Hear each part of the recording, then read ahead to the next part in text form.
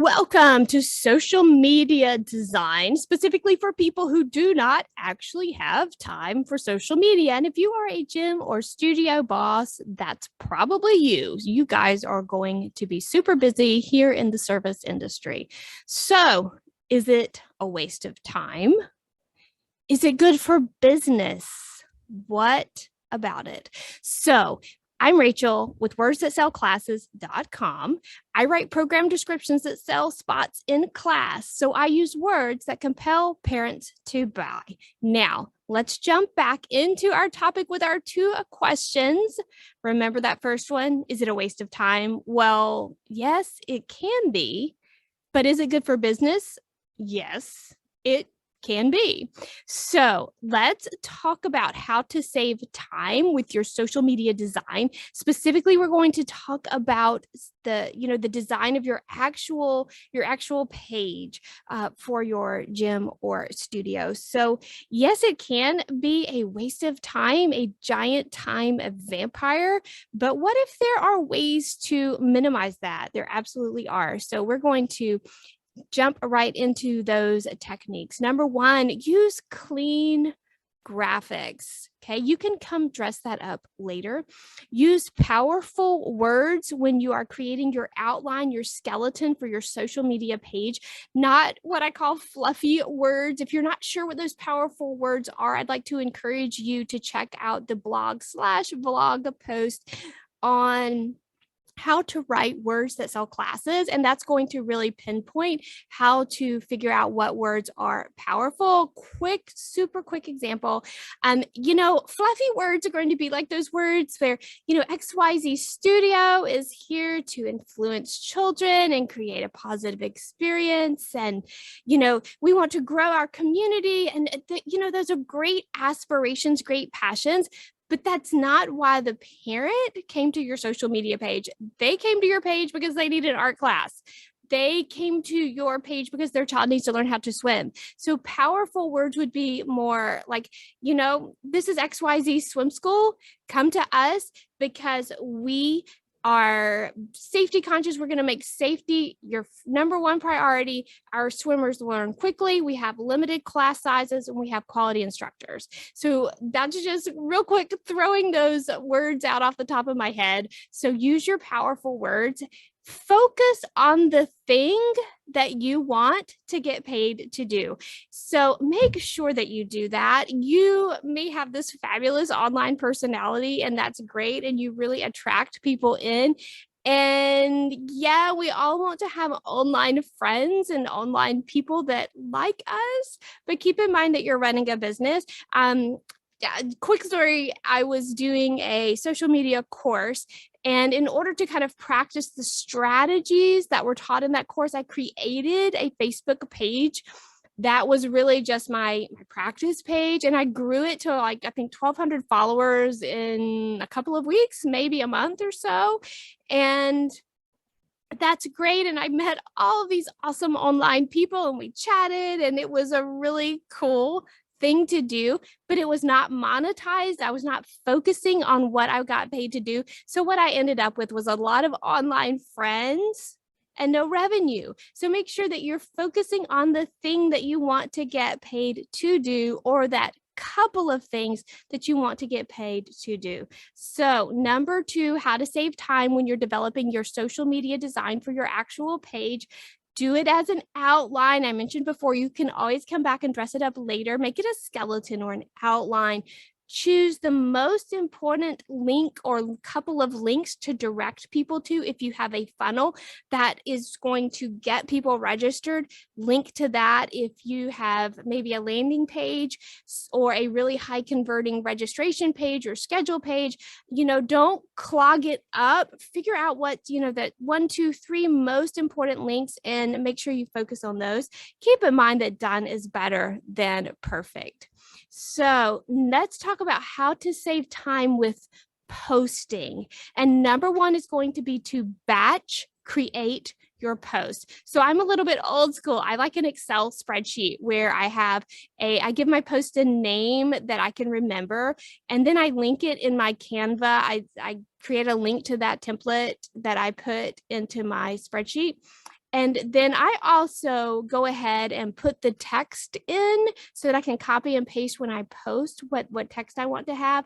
And then I'll do a little check. Is that Facebook? Is that Instagram? Is it a story? And what program is that related to? So that's just me. There's a million ways to do this batch creation. You can do it inside Canva. You can do it different ways. There are different programs for that. Like I said, I'm old school. I'm happy with my Excel spreadsheet because I can just copy and paste everything I need. And I like an Excel spreadsheet because with all of my different columns, I can sort based on that column. So if I'm looking specifically for Instagram, I can sort based on what's an Instagram post. If I'm looking for stories or reels, I can do it that way. So that is just the way I do it, but you do what you need to do for how you organize yourself. So how to save time with posting. Number 2, batch schedule as well. That can be as simple as using that Creator Studio that's inside Facebook or Instagram, or I think Canva even does that. There are some external programs that do that, like Hootsuite. I have to be honest, I haven't really used those because, again, I'm kind of a big fan of my Excel spreadsheet. I could pull from that right into the platform's Creator Studio. Also, calculate how much time you have to create posts, set a timer, and stick to it. So let's say you give yourself 10 minutes or 20 minutes to create the entire post, the entire graphic, everything to go along with it. Get what they call a Pomodoro timer. It's a Pomodoro timer technique. I think that means tomato timer, a kitchen timer. So if you are giving yourself 10 or 20 minutes per post, whatever, depending on how packed your schedule is, what you have to devote to it, set that timer and just, get it done absolutely in that time frame, but be methodical and be intentional about that.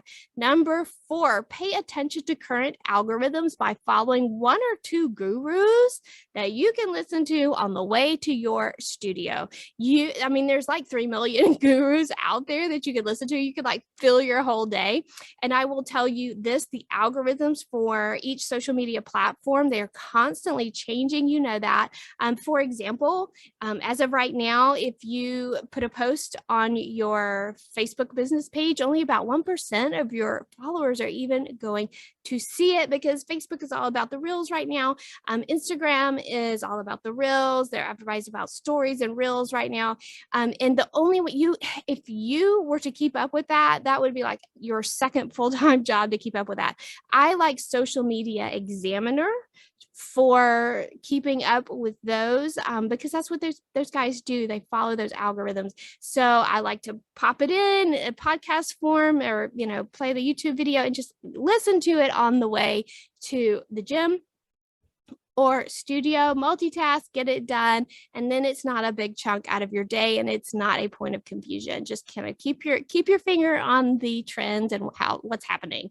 So number 5, the best posting strategy is the one that you can actually keep up with. So some people are like, oh, you've got to post 3 times a day on Facebook and once a day on Instagram, and you've got to do this and that, and then every 5 days do a story and do a reel. Yeah, well, that's great.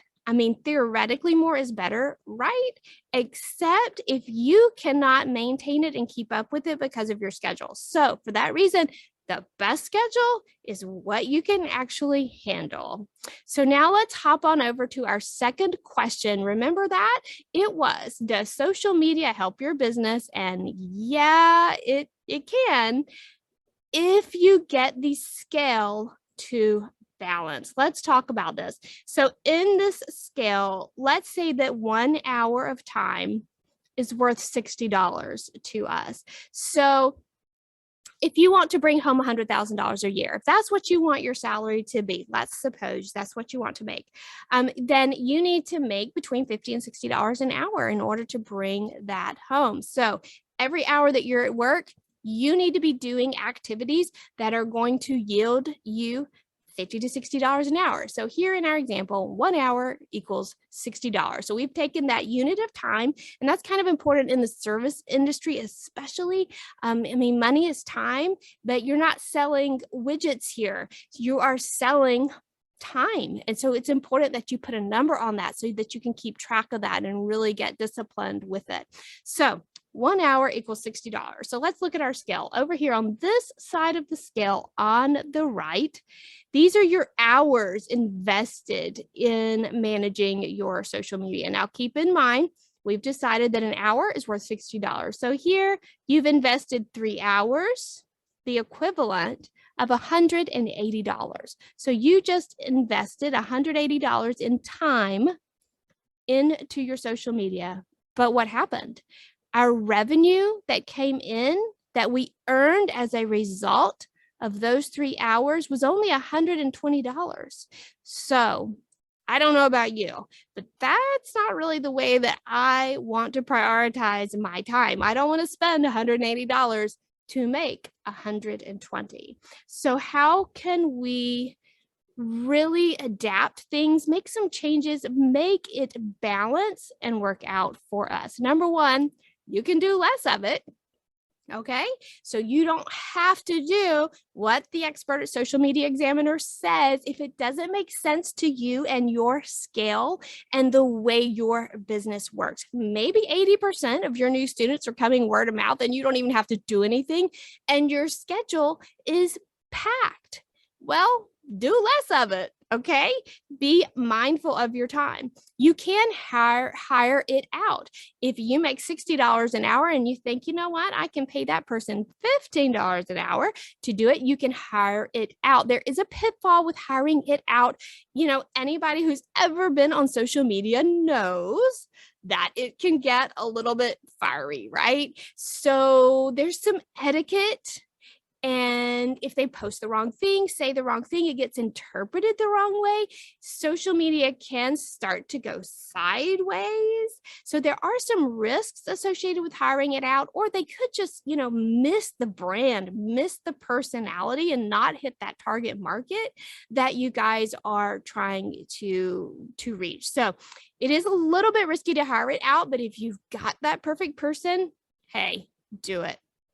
Number 3, buy templates. And this is an option. And I will tell you that on the Words That Sell Classes website, wordsthatsellclasses.com, under the shop, there are templates that you can purchase. And so you can buy templates. You go in, you change the colors, you brand it, you put your logo in it, you even copy paste the text off of that post. You use that. So it's still customizable and you are still posting. So new people come to your page, they see that you're active, they feel confident that you are a real person that they can communicate with and trust. And so you are definitely doing that, but you're, you know, the cost for that, I mean, it's a huge value to buy templates for that. Number 4, you can charge more for your services. So you can tip the scale by making that left side of the scale a little bit heavier because you're charging more money. And so you have to work less in terms of teaching, coaching, instructing in order to make that same amount of money because now you're charging more. Or remember, there really are other ways to advertise. I think that we get so much tunnel vision when it comes to social media that we forget that postcards still work. Networking still works. Email campaigns still work if you do them right. But remember, there are other ways to advertise because so if you just really cannot get your social media time under control, hey, look at other options that, you know, it's hard to think outside that social media box, but there really are ways to make it happen. All right, guys. So that is it. Feel free to send me questions, Rachel at wordsthatsellclasses.com. I love to get emails from you guys. And then also, yes, I'm going to point out again that if you are interested in templates for time saving and still keeping that social media active and going and interactive, go to wordsthatsellclasses.com and then click on shop in the menu. All right, guys, that is it. Love you guys so much. And I will see you on the next entry.